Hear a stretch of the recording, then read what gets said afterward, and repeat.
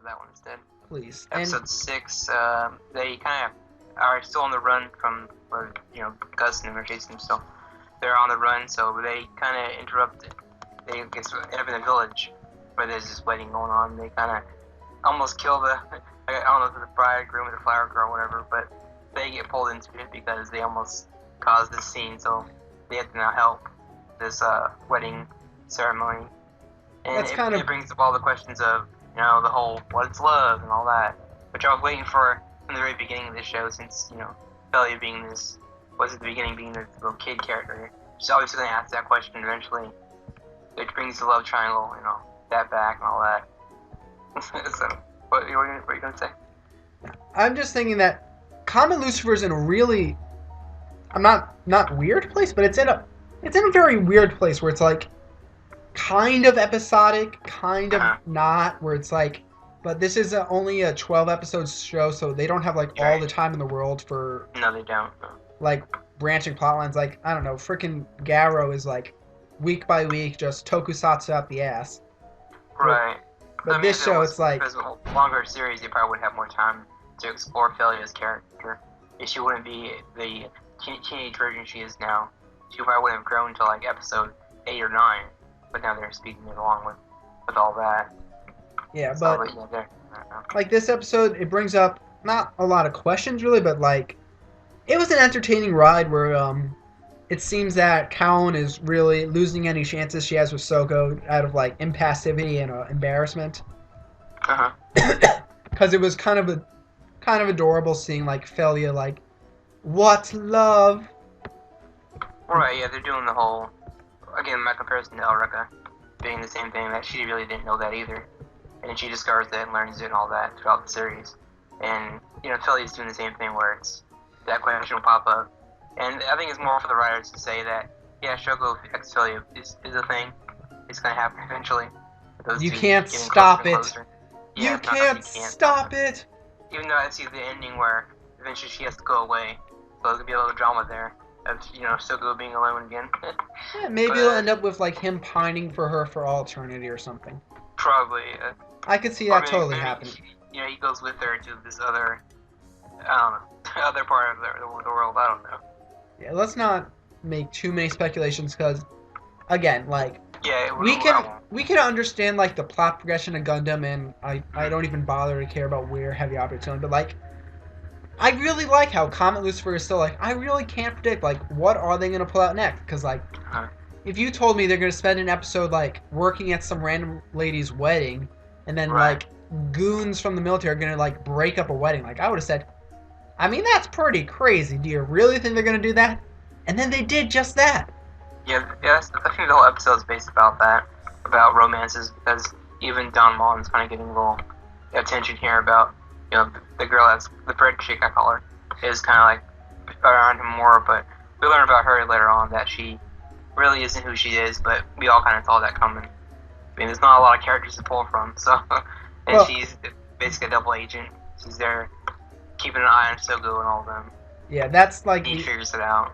Yeah, okay. We're talking about things that are like the end of episode 6 going into episode 7. Right, but I mean, for the most part, episode 6 wasn't really a whole lot besides the whole playing around with romance ideas of who's gonna hook with who and all that. Yeah. And you have the group, they find them, like you said, they attack them, but they kind of get away easily.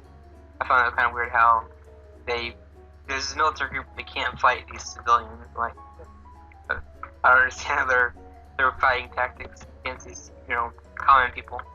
What I really don't understand is, like, the way the world of Comet Lucifer works, it's like, it makes no sense, to be honestly. So it's like, is this, like, their military? Is this, like, some other random country's military? Like, I'm really having trouble, like, understanding who exactly is in charge in this show. You know what I mean? Mm-hmm. It's like... Well, yeah, that, and you have the military, and you have the other guys that are looking through a telescope. They have this, whatever, they haven't revealed what they're doing yet, why they want Felia so badly, but you have them, too, like, the religious side. I guess you call them maybe a religious group.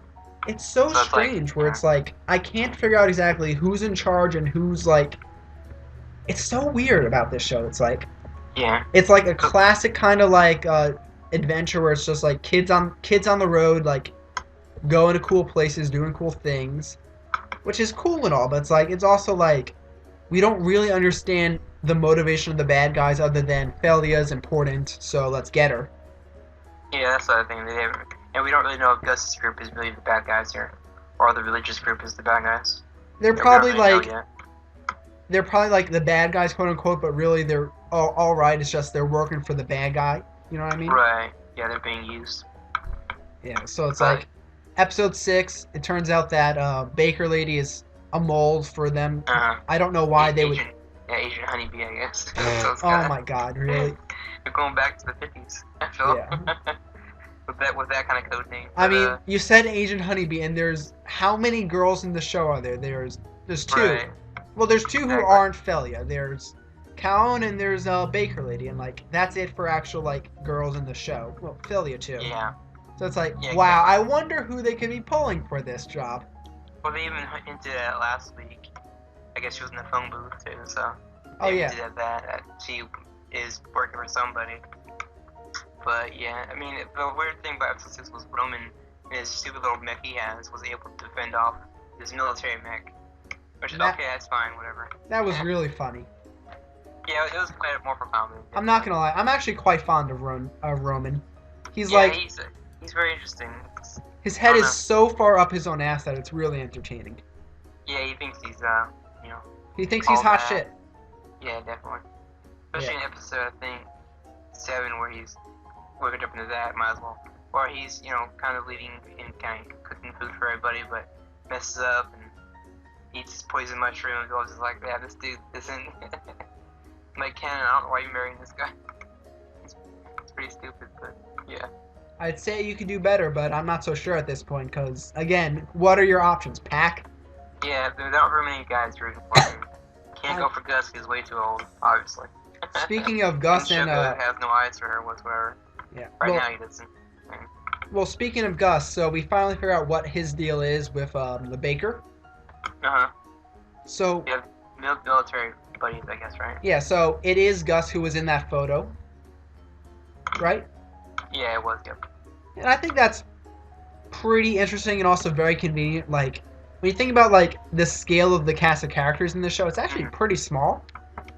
It is, yeah. But they're doing. I think Gus knows the name.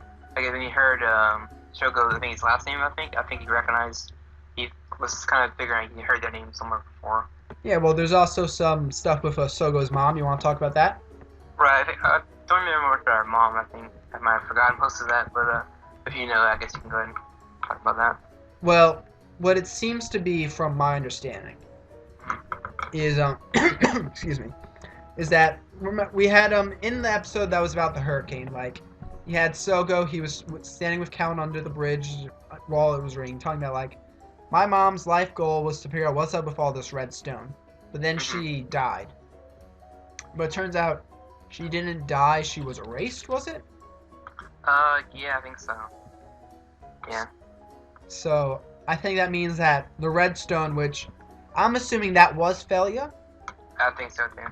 So it's like his mom was finding out secrets about Felia, and it turns out, oh, you can't go doing that. We don't want you learning our military secrets. So right. So in the end, she was erased by the military. Does that sound about like what happened? Yeah, it sounds about right. It's like they can go with the idea of race, but I would bet she probably isn't really. She's probably somewhere else. Maybe trapped in between another dimension or something like that. Yeah. They could play that storyline up easily with this. And with Felia, like you said, yeah, the red crystal, and that's Shogo's his main goal, I think, was to find that red crystal, I think. Yeah, he was talking about like that's his life goal or something. Yeah, he's looking for his mom still, so I don't think she'd be completely dead, but maybe she might be trapped somewhere else. Or frozen somewhere, we don't know. What is she, in carbonite? Yeah, it could be. Feel like kind of, suspended sleep, whatever you want to call it. Sorry, I'm so excited for Star Wars. Yeah, that's fine. But, so yeah, we get more with the honeybee girl, and, they do the whole backstory with, like you said, Gus and Don Mon, about how they were in the military together, and I guess saved each other or something like that, and I guess they became friends. I guess it's the story, but it does seem kind of weird that those two know each other. But obviously, like we said, the cast is very small compared to like the other shows. Yeah. So yeah, and then we had with Mora kind of being like this little ornament, which was I didn't understand the whole thing. I'm like, just sit in the car like everyone else. You're causing more, hectic things than anything. But eventually they do get to this like weird, like bright, weird looking alien looking world. I don't know how to describe it. Because we have Philly chasing these butterflies, which is kind of dumb. But we had to do something to get her, away from the group. So I guess they stumble upon this weird looking area, which I guess is where she's from. I guess we could assume. I'm not really sure, honestly. Well, I mean, even the opening show kind of this weird, like bright area that I guess she was dancing around in. But yeah, this is area I guess that's where she's from. We're supposed to believe that. And I guess she's all fine. All of a sudden, starts glowing, like she's about to go supernova or something. So it's kind of weird that she kind of freaks out. I'm not sure if Mora died. Do you think he died? I'm not sure. I don't think we've seen the last of him, because otherwise, I don't think so either. If Mora is dead, the only robot they have left is Roman's like red thing, and I mean, ball robot. Yeah, I mean, Roman is a man after my own heart, because he knows the way you make something more awesome is you paint fireballs. You paint a fire on it. Red fire and make it red. Yeah. So yeah, I'm interested in Mora. I don't know. I'm like, how did he die? He fought Gus. I don't think he got that badly beaten, but I don't know. All I don't know. The way this episode... Maybe Philly is going to get her full power now, and she could be a more useful character now, as far as fighting goes. Who knows? I mean, again, the way these episodes are heading, it's like, it both makes perfect sense and it doesn't. It's like, you could say, like, oh, it makes perfect sense that, whatchamacallit, that all the guys, like, Pac and even, like, Alfred, they're like, oh, we have our own robots and we're going to fight your robots. Like, it totally makes sense. As much as I wish Alfred wasn't in the show at all, because he's a horrible character. Well, yeah, he didn't really last long either. I mean, his robot, he was kind of like, I think it was remotely controlling it or something, because he did get beaten pretty easily. And he fell off this cliff and the water and all that. But, yeah, I mean, the whole thing with Mora dying and triggering Philly makes kind of sense. Anime does that a lot, where if an important character dies, another character would have a reaction to that character death, and then something would happen to them, like their transform or change. So I'm curious what happens with Philly next. Going to be the same Philly you've seen so far, or is she be something completely different? Like, what I've been guessing, is she the destroyer of the world, or is she the protector? We don't know yet. Yeah, it all comes... That's what I'm interested in seeing. I mean, again, it all comes down to, like, how do they handle the story of Lucifer? Because at the end of the day, this show is called Comet Lucifer. So I assume it's going to have some Christian message. Because, like, for a show that may or may not deal with the myth or character of Lucifer, or however you want to describe it, there hasn't been, like, a lot of Christian imagery. Like, I don't know. I mean, Evangelion, let's use that as an example. It's chock full of Christian imagery. This isn't... Yeah. That's true. I'm just gonna go, oh, Philly has to die to protect the world. If they go that route, maybe. I mean, I have trouble seeing Philly as a Christ figure. Yeah, it doesn't seem like they're gonna play that role with the show. Right. But they're doing the whole thing, and they're making Shogo get kind of attached to her. Yeah. So it's kind of like this thing that they're gonna obviously break them up somehow, and maybe if Philly does change this destroyer character where everybody has to fight her, it'd be interesting. But we'll see how it goes. I'm not gonna give the show too much credit. It does have the mystery, but I'm not gonna. Yeah, like you said, don't speculate too hard in it.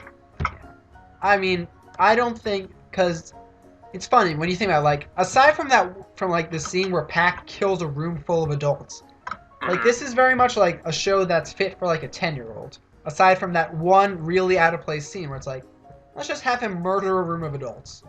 Right. I mean, for the most part, it's very Disney-ish, where it's safe pretty much. There's not really anything going on that would question, some characters. Yeah. I mean, besides Alfred obviously being the only creepy, pedophile character in the series. Yeah. Everyone else seems pretty tame in comparison. Then again, like, I don't know, Lion King, you still see Simba's dad killed by buffalo. Right. Yeah, and that's... So there's room for horrifying imagery in like, this kind of thing. Oh, yeah. Yeah, there definitely is, yeah. It's just, like, it's such a funny thing where it's like, I don't know. Well, everything about this... flashback with Gus and the next night people. Yeah. So, you got that, too. The military flash thing. They were killing people in the streets. Yeah. And, like, And like again, I've made this like argument or statement before, but it's like this really works as like my first anime where it's like I don't know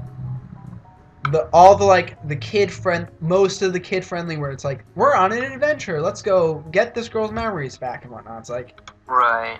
It totally works as like a little kids, not little kids, but like when you think of anime, it's like oftentimes it's for like that middle teenagers, young adult audience. This seems like decidedly younger than the majority of what's put out. Mm-hmm. And there's a lot they could have played around with, like the whole, fact that affiliate roads. They could have played around with that as more of an edgy angle. They wanted to, but didn't. So this isn't again. That's really all we got to say for this episode.